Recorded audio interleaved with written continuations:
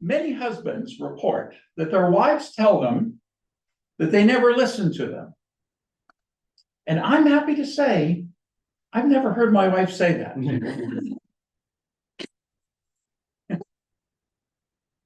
Listening is, as I've mentioned before, one of the key components of what communication is about. And this makes all the difference in the world in any relationship. Now, this is something you said, well, you might be thinking, well, how do I listen? I just sort of sit there and hear what's going on.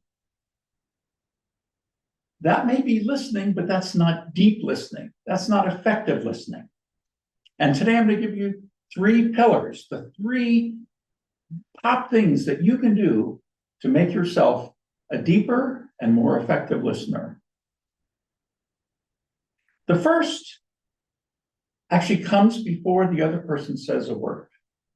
And it has to do with your attitude towards them.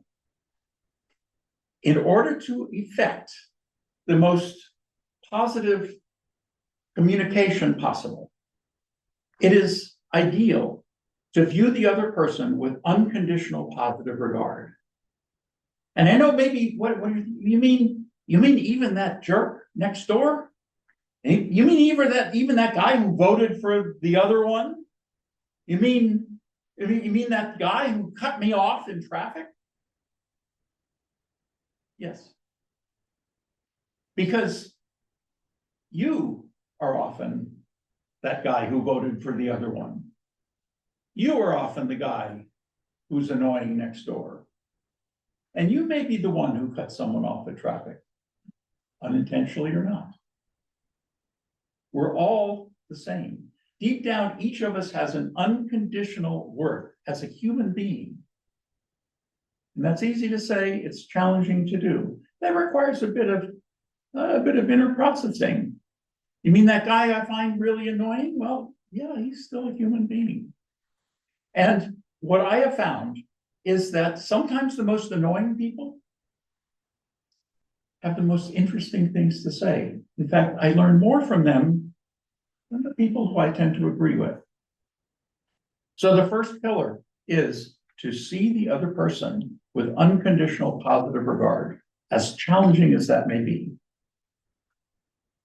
The second pillar of deep and effective listening is to give the other person 100% of your attention. And that involves a number of different dimensions. The first and most obvious is your body language and your eye contact. If you're speaking with them and you're kind of looking around, then there's probably not going to be much of a connection. And if you're looking at them and your body does not tell you that you are really attentive and interested in what they have to say, then the message that you're sending is, okay, I'm not really into this. And if you're not, then what are you doing wasting your time with that? But the most challenging thing is to put aside your mental objection.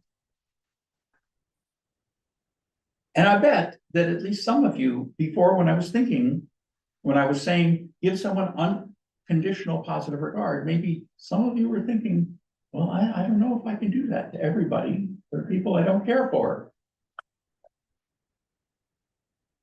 I have to confess that that's true to a certain extent of me. That's a work in progress. I think only fully enlightened masters are able to totally achieve that, but that doesn't mean that that can be a good goal.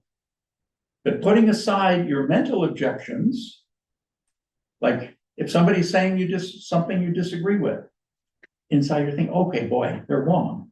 And so what do? We mentally tap our foot, waiting for them to stop talking so I can set them straight.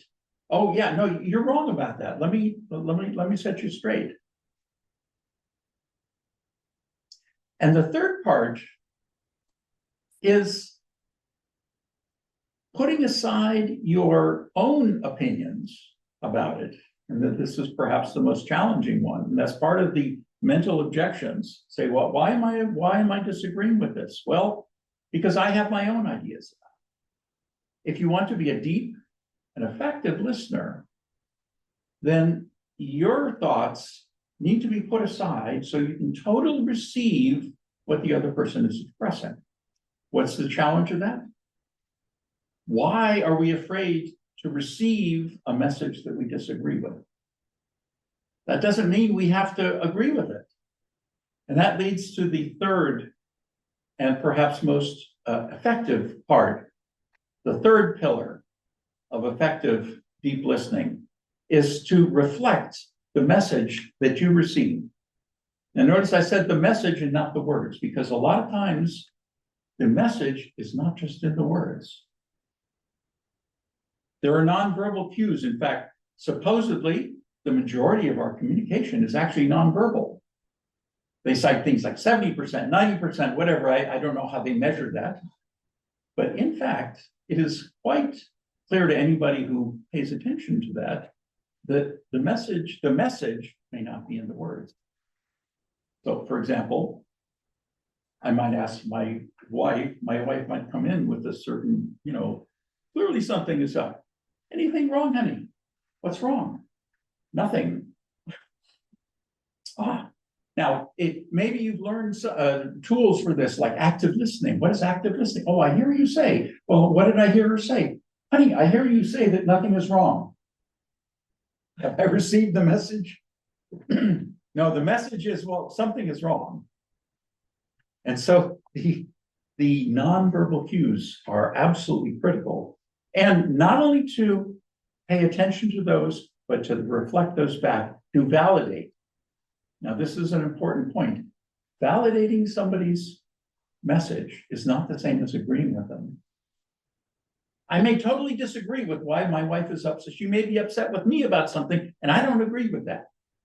But if she's upset, and that's the message that she's sending, if I need to receive that, and I need to validate that. So, honey, maybe something is going on here.